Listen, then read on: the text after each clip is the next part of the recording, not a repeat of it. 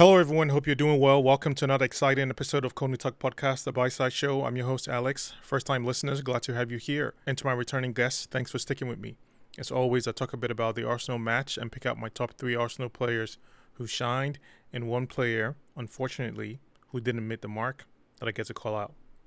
Arsenal's frustrating draw against Brighton. An early game, hoping for a win.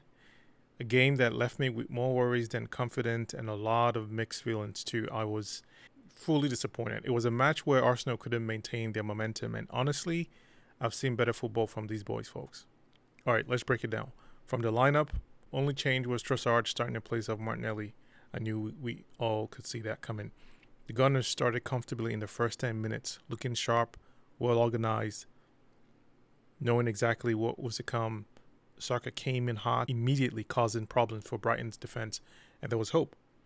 A brief spark, a glimpse of what could have been and how we expected the team to perform, but then things began to unravel. Things simply felt uneasy, questionable, worry, wondering, is this as a result when we play at home or something? Odegaard, usually so commanding in the middle of the park, took a knock early that seemed to affect his play. You could see he was not himself, unable to command the middle as he usually does. Arsenal's game became sloppy, with miscues and broken plays creeping in, couldn't handle the pressure in the middle of the park, giving away possession far too easily. I don't know about you, I was screaming at some of our players. I was frustrated. Odegaard is usually the heartbeat of the team, orchestrating play, setting the tempo, but today it was just a shadow of himself, easily getting knocked off the ball without his usual influence in the ways that keep that attacking pressure in front. We had it, but in different bursts. Our game simply wasn't how we expected it to look, especially how we kept things in a good shape in that first 10 minutes. Brighton, always a tricky side, even with this new coach, their mid-block setup gave us a little bit of difficulty. But as you hear me describe this game unfolding, finding the challenges, finding the difficulties, the duels and all that, it's expected. It's great. It's how we intend to see this team find their strengths against these challenges. The mid-block setups, the low blocks, the things that are not easily given. We have to find the solutions. We usually do.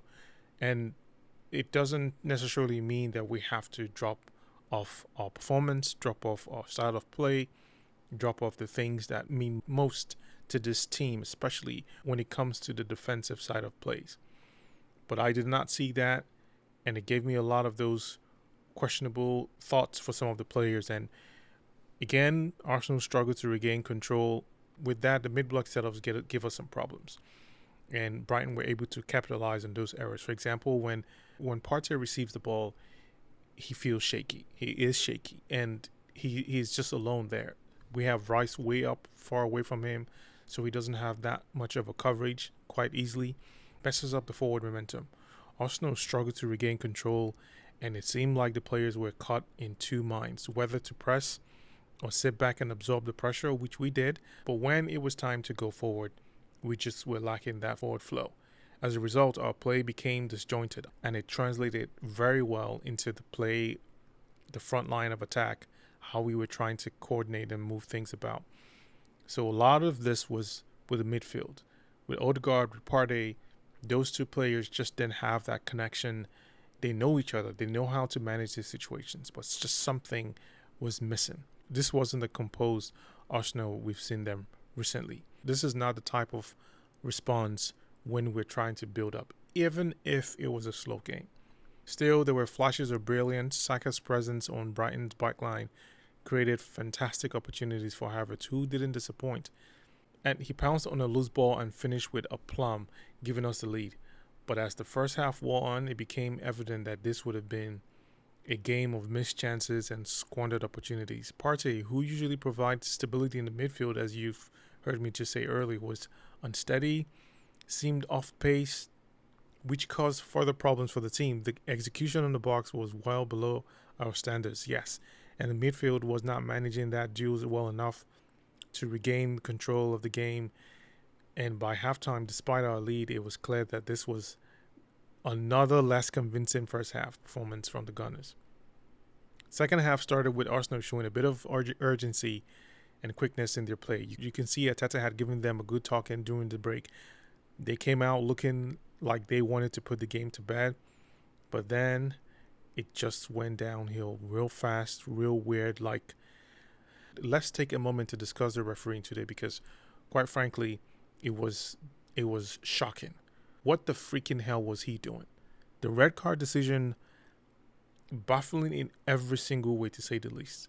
The ref, he was a maniac, completely inconsistent in his calls.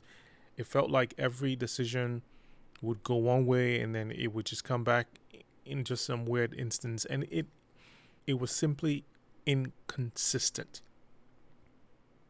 We cannot argue about the rule of law in certain calls, but a lot of this, as you usually would expect from these referees, are discretion on the plays. I'm not talking about discretion towards Declan Rice. You want to give him a red card for that? We deal with that. I'm not saying give a red card to another player immediately just to make it balanced for 10, but you had two players do exactly the same thing in the first half when you should have made the calls, but you reserved for the second half in the least kind of situation for that call.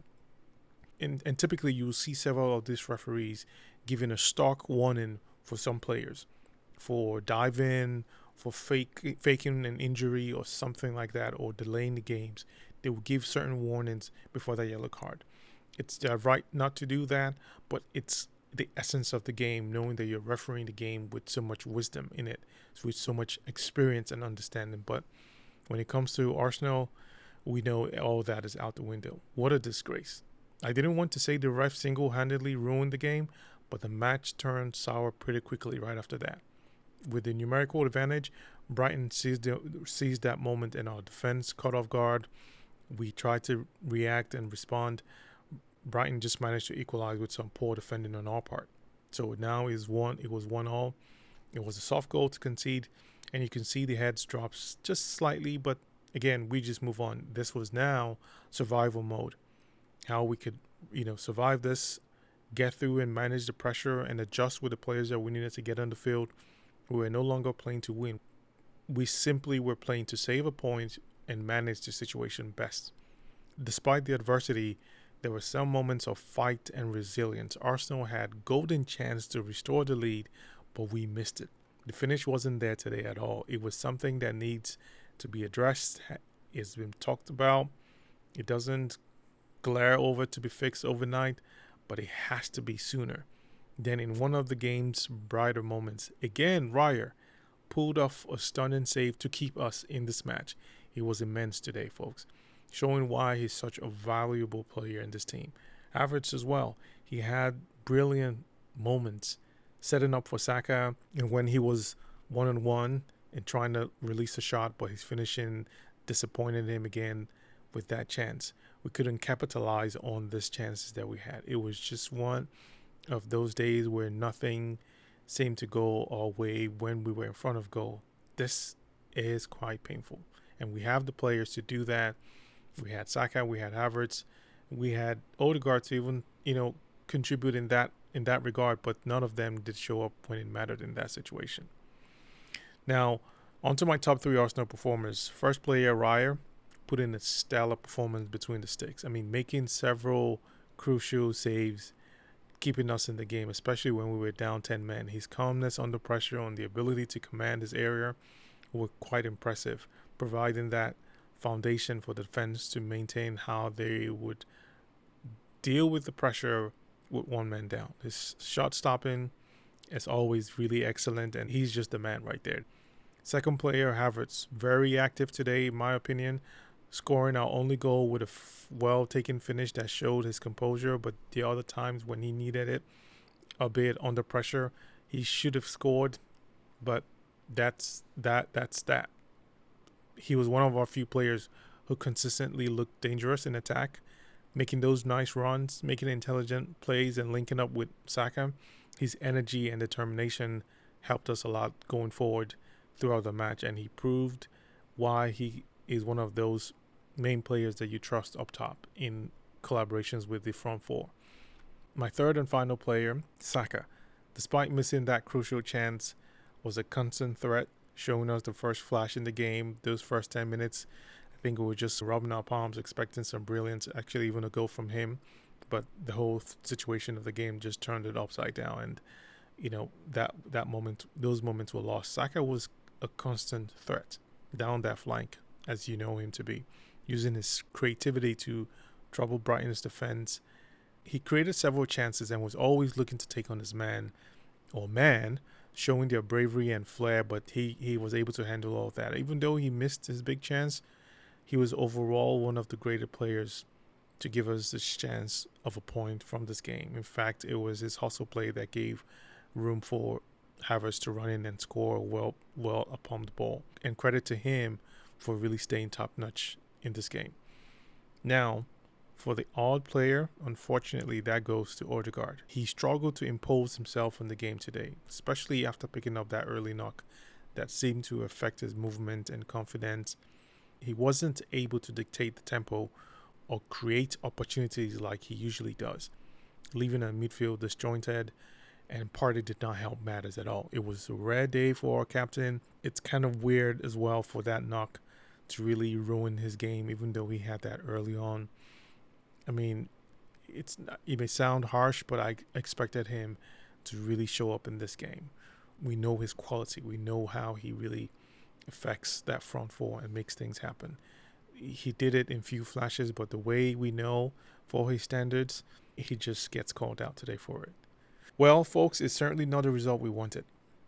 We could have easily lost this match. A draw is better, especially considering we played 10 men for pretty much all of the second half. The inconsistency from the refereeing certainly didn't help, and I think I would comfortably say he definitely ruined this game for us. He ruined the game entirely. I think it's fair to say we're hard done by some of these bad decisions. I blame the ref. It's true we're unable to maintain a confidence momentum, especially in the first half of the game. Our performance was lacking, and the cutting edge in front of goal was also missing as well. But it's for the team to work that problem. It's for the team to get that chance, even if it meant the last minute of the chance. But we were 10 men. So the whole formation, the whole game plan, what was out the window. Now we were in survival mode and saving up for a point.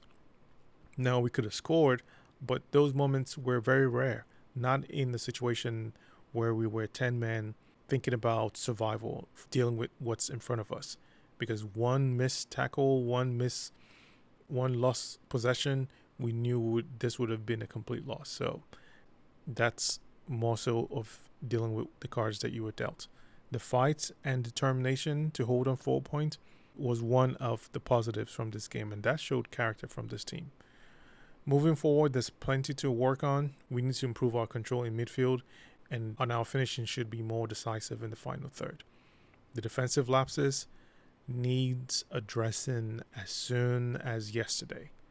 In the grand scheme of things, a point is better than nothing, and as a result, we can build up on. We need to regroup and refocus for a big one. A big one is coming. We all know that. It's circled right in the calendar, and everyone will be geared up for it. What's important is how we respond to setbacks like this and learn from it. We're going to keep pushing and fighting and getting better as the season goes on. And with that, I'll leave it here for this episode. Make sure to subscribe and share your thoughts. Until then, take care and bye for now.